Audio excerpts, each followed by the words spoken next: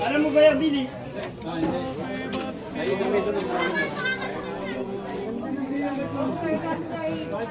Discípulos, este exemplo nos deixou.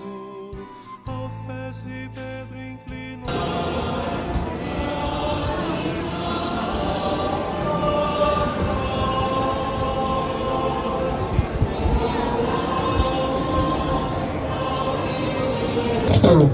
Sa kanya din ipinagkatiwat ang susi ng kalangitan. Tinagpas niya ang tenga ng kawal nang dakpin si Jesus sa halamanan ng Getsemani. Ikatlong beses niyang itinatwa ang Panginoong Jesus na lubos niyang pinagsisihan. San Pedro Apostol, pinuno ng mga disipulo ng Panginoong Hesukristo at unang Santo Papa, ipanalangin mo po kami. Ang imahe ni San Pedro Apostol ay nasa pangangalaga ng pamilya Herradura sa pangangasiwa ni Ginoo at Ginang Gerardo de Leon. San Andres Apostol. Si San Andres na anak ni Jonan at kapatid ni San Pedro ay nangingisda sa Bethsaida, baybayin ng Galilea. Nang makilala ni San Andres ang tunay na Mesaya, so Kristo, ay kaagad niyang ibinalita iyon kay Simon Pedro at dinala siya kay Jesus. Kina San Pedro at San Andres sinabi ng Panginoon ang mga katagang ito, "Halina kayo at sumunod sa akin. Gagawan ko kayong mga mangingisda ng tao." Pagpanaog ng Espiritu Santo, si San Andres ay nagtungo sa Asia Menor at Gresya upang maipangaral ang mga iniuutos ng Panginoon. Isang martir at ipinako sa krus na ekis bilang palatandaan ng kanyang pagkukumbaba. San Andres Apostol, ipanalangin mo kami. Ang imahen ni San Andres Apostol ay nasa pangangalaga ng pamilya Pahutan sa pangangasiwa ni Brother Judy Pahutan at pamilya. Apostol Santiago Mayor, mas dakila. Santiago ang mas dakila, kapatid ni San Juan Evangelista, anak ni Zebedeo, ay isa sa 12 alagad ni Jesus. Ayon sa Ebanghelyo, si Santiago at San Juan ay kasama ng kanilang ama sa baybay dagat nang tawagin sila ni Jesus upang sumunod sa kaniya. Si Santiago ay isa sa 3 lamang mga apostol na pinili upang makasaksi ng transfigurasyon ni Jesus, tinaguriang mga anak na lalaki ng kulog dahil sa kanilang kapusukan. Siya ay nangaral sa Iberia at sa banal na lupain at bumalik sa Judea kung saan ay pinapatay siya ni Herodes sa pamamagitan ng espada. Santiago Apostol ang mas dakila, ipanalangin mo kami. Ang imahe ni Santiago ang mas dakila ay nasa pangangalaga at pangangasiwa ni Binibining Rosemary Laranyo. Santo Tomas Apostol. Si Santo Tomas na siya ring tinawag na Didymus o Kambal, sa kasulatan, iilang beses lamang narinig sa mabuting balita na nagsalita. Kabilang rito ang pagwika niya ng pagnanais sumunod at maglaan ng buhay katulad ng kanilang guro, si Jesus. Gayun din, si Santo Tomas ay nagturo ng daan tungo sa tahanan ng Ama. Kung siya ay sinagot ni Jesus na, "Ako ang daan, ang buhay at katotohanan." Ipinakilala din si Santo Tomas bilang apostol na nagduda sa muling pagkabuhay ni Jesus. Inihayag niya hanggang hindi na ilalagay ang kanyang daliri at kamay sa mga sugat ni Jesus ay hindi siya mananampalataya. Kaya nang nagpakita si Jesus na muling nabuhay sa kanya at pinawala ang pagdududa ni Santo Tomas, kung saan ang nasabi nito ay, "Panginoon ko at Diyos ko." Santo Tomas Apostol, ipanalangin mo kami. Ang imahe ni Santo Tomas ay nasa pangangalaga at pangangasiwa ng pamilya Rebo. San Bartolome Apostol. Si San Bartolome ay kilala din bilang Nathaniel, na dati niyang pangalan, isa sa mga kaibigang hinikayat ni San Felipe ng Bethsaida para maging isa sa mga alagad ni Jesus. Walang ibang alagad ang nagpahayag ng paniniwala kay Jesus sa unang pagtatagpo gaya ng kay San Bartolome. San Bartolome Apostol, ipanalangin mo kami. ang imahe ni San Bartolome Apostol ay nasa pangangalaga at pangasiwa ni Brother Michael Jacobe. Sila ay nagkita ni San Pablo makalipas ang 3 taon ng pagbabagong buhay para kay Hesukristo. Noong nakatakas si San Pedro sa bilangguan, sinabi niyang ipagbigay alam kay Santiago Menor ang naturang bagay upang ibalita sa mga disipulo. Sa tradisyon ng simbahan, siya ang kauna-unahang obispo sa Jerusalem.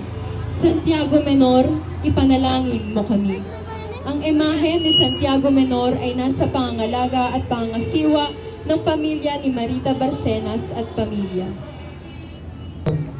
Bilang kamag-anak ni Jesus, pinaniniwalaan na lagi siyang nakikipag-ugnayan kay Jesus mula sa pagkabata. Bagaman walang natiyak hinggil sa kung anong kanilang buhay bago pa naging alagad ni Jesus, natitiyak lamang na tinanggap niya ng tungkuling ito at naging masigasig na alagad ni Jesus. Siya ay namatay sa pamamagitan ng pamalo, pagkaraan mawalan ng buhay, pinugutan siya ng ulo sa pamamagitan ng palakol. Saint Jude Tadeus, ipanalangin mo kami. Ang imahe ni Saint Jude Tadeus ay nasa pangangalaga at pangangasiwa ni na Ginoong Enrique at Ginang Norida diktado sa Ng mga Hudyo.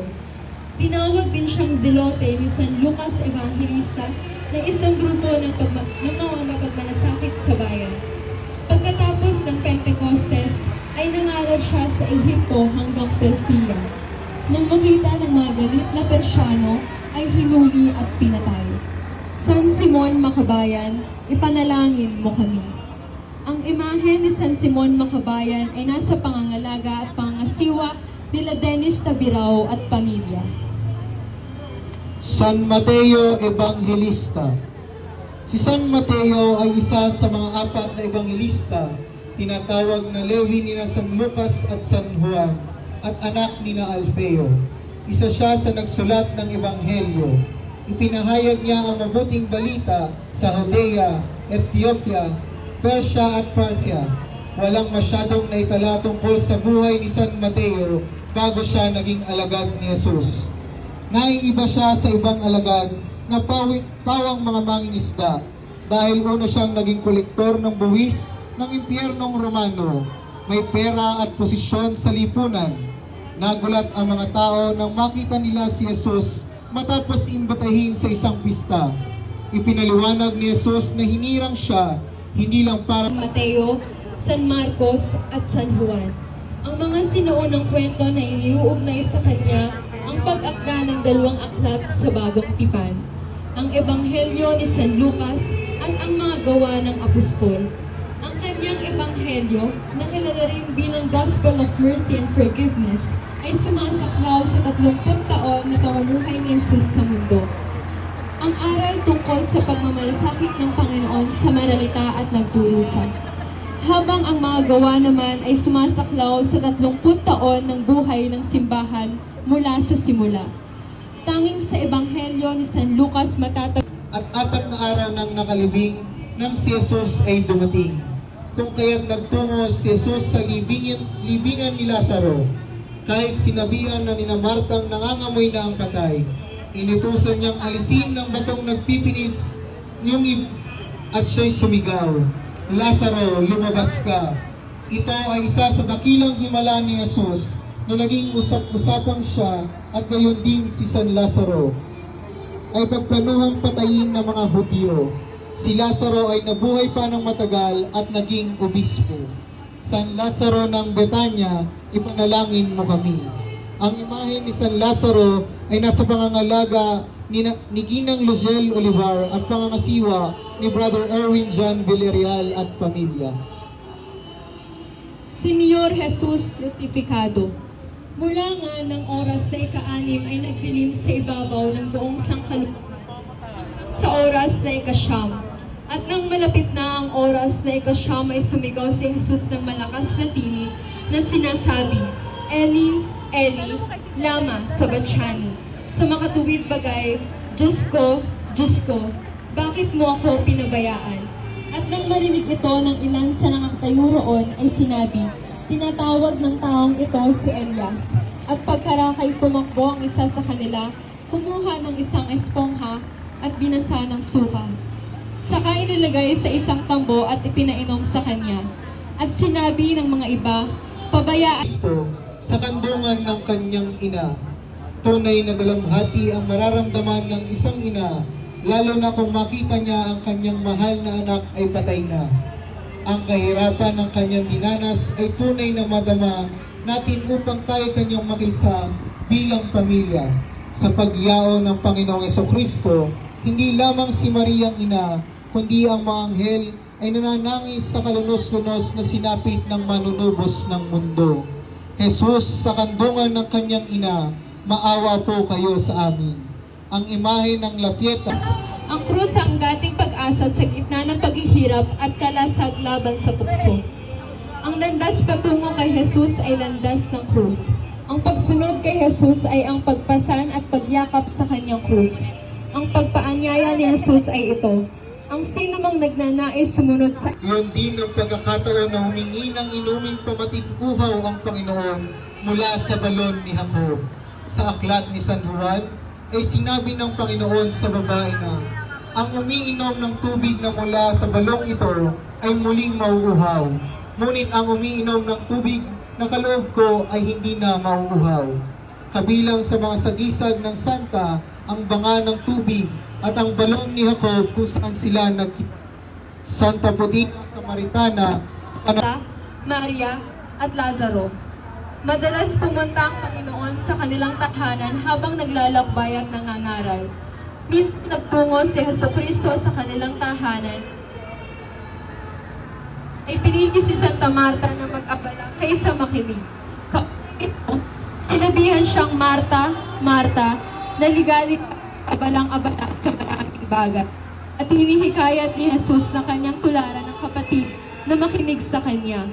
Nang kinuhay ng si Santa Maria dahil pinili nitong makinig sa kanyang mga pangaral kaysa maging abala sa paghahanda sa tahanan. Sa salaysay ni Apostol Juan, muling dumalaw si Jesucristo sa Betania at nagsalo-salo sila at nagbuhos si Santa Maria ng pabangong nardo sa paanan ng Panginoon. Kasunod nito ay pinunasan niya ang mga paa ng maestro na ginamit ang kanyang buhok. Sinita siya ni Judas sa di umano'y pagsasayang ngunit Pinawan. Kilala din bilang Serafia. Isa siya sa mga babaeng sumunod kay Jesus sa daan patungo sa Kalbaryo. Dala ng matinding habag sa sinapit ng Panginoon at pagpapahalaga sa kanyang dugo, pinahid niya ang kanyang birang sa mukha ni Jesus at dito naiwang nakalimbag ang banal na mukha ng Panginoong Jesucristo na natigmak ng dugo. Santa Veronica, ipanalangin mo kami. Leo, si Santa Maria Jacobe kasama ang ibang kababaihan ay saksi sa paghihirap at pagkamatay ni Jesus. Silang nagtungo sa puntod ng Panginoon para linisin ang bangkay at libingan niya. Ngunit sila ay nabigla nang makita nilang bukas ang libingan ni Jesus. Sa gitna ng kalungkutan, sa pag-aakalang Sa mga aklat, ay isa siya sa mga hindi umalis sa paanan ng krus ng Panginoon. Kilala rin banal na kababaihan ang tungo sa libingan ni Jesucristo. Kinaumagahan ng Pasko ng Pagkabuhay upang pahira ng kanyang katawan at natanggap ang unang anunsyo ng pagkabuhay na magmuli. Santa Maria Cleofe, ipanalangin mo kami. Ang imahe ni Santa Maria Cleofe ay nasa pangangalaga ng pamilya Beterbo. Santa Salome. Si Santa Maria Salome ay asawa ni Zebedeo, ina ni San Juan Apostol at Santiago Mayor Apostol. Sa mga aklat, ay isa siya sa mga hindi umalis sa paanan ng krus ng Panginoon. Kilala rin bilang banal na kababaihan na nagtungo sa libingan ni Jesucristo, kinaumagahan ng Pasko ng Pagkabuhay, upang pahiran ang kanyang katawan at natanggap ang unang anunsyo ng pagkabuhay na maguli. Santa Salome, ipanalangin mo kami. Ang imahe ni Santa Salome ay nasa pangangalaga ng mga magkakapatid na anak ni Laz at naning Herodora at pamilya. Santa Juana de Cuza, Siya ang butihing asawa ni Cusa na tagapamahala ng sambayanang ng Herodes Antipas. Makikita sa aklat ni na San Lucas na siya ay isa sa mga pinagaling ng Panginoon mula sa masasamang espiritu at sa mga sakit. Nagkaloob siya ng mga ari-arian para sa ministeryo ni Jesucristo at mga apostol. Bukod pa rito, isa siya sa mga kababaihang nakasaksi sa pagkamatay ng Panginoon hanggang sa muling pagkabuhay. Kasama niya sina Maria Magdalena at Maria Cleofe na nagbalita sa mga apostol ukol sa misteryo ng pangyayari sa libingan. Santa Juana de Sa mga kababaihang disipulo ni Jesucristo, sa talaan ng mga santo o martyrology o Romani ay mababasa ang sa Chipre Santa Maria na ina ni Juan na may titulong kaugnay nito. Makikita sa aklat ng mga gawa na binanggit niya na may pagpapahalaga nang makawala si San Pedro sa kulungan at nang siya'y makapagnilay na naparoon ang apostol sa bahay ni Maria ni Juan Marcos. Ang naturang tahanan ay kinaroroon kabilang sa kataas-taasang hukuman ng mga Hudyo na may 70 kasapi. Ngunit pasimple at may diin niyang tinutulan ang paglilitis kay Jesucristo hanggat hindi siya narinig magsalita. Nung pumanaw na ang Panginoon ay kasama niya si San Jose ng Arimatea sa paglilibing. Siya ay may mas kilalang naghahandog ng pabangong mira at aloy para sa puntod ng kinilala nilang maestro. San Nicodemo, ipanalangin mo kami. Ang imahe ni San Nicodemo ay nasa pangangalaga ng pamilya Sancon, Pahutan, Bautista, Mandala at John Miro Rovillos. San Jose de Arimatea. Si San Jose ng Arimatea tuwing Agosto 31 ay kapista niya kasama si San Nicodemo. Kasapi siya ng Sinedrin at iginagalang na kawani ng mga nakatatanda. Isa sa mga matutuwid na kasapi ng Sinedrin at lihim na tagasunod ni Jesucristo. Ayon sa aklat ni San Juan, siya ay humiling kay Poncio Pilato para makuha ang bangkay ng Panginoon upang bigyan ng maayos na libing. Ng Panginoon. Ito ay mababasang ipinaliwanag sa simbahang katolika sa ex-dekreto Santo Sanctus. Ang tunay na pagkakakilanlan kay Santa Maria Magdalena ay makikita sa aklat ni na San Lucas at San Juan, kung saan isinalaysay na kasama siya ni na Susana at Santa Juana ni San Juan, anak ni Zebedeo at Santa Salome, kapatid ni Santiago Mayor. Siya ang alagad na tinaguri ang pinakamamahal at kinalulugdan alagad ng Panginoon. Sa pasyon ng Panginoong Jesucristo ay siya ang bukod tanging apostol na hindi tago. Si Apostol Juan ang nag-iisang apostol na nanatili sa paanan. Mater Dolorosa, ang mahal na Birheng Maria bilang nagdadalamhating ina ni Jesus. Kahit sanggol pa lamang si Jesus, ano'y inialay sa templo, alinsunod sa batas ni Moises, pinulaan ang propetang si Simeon ang misyon ni Jesus at ang pighati na dadanasin ni Maria bilang ina nito. Sinabi niyo, isinulat ni Maria, ang batang ito ay itinalaga sa magwasak at pagtindig ng maraming Israel at ang Kapit kay mama ha.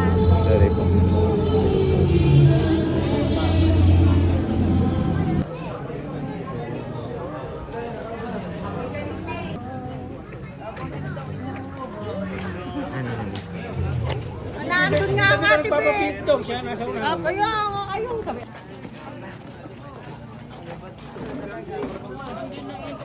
Jaspi. Hoy.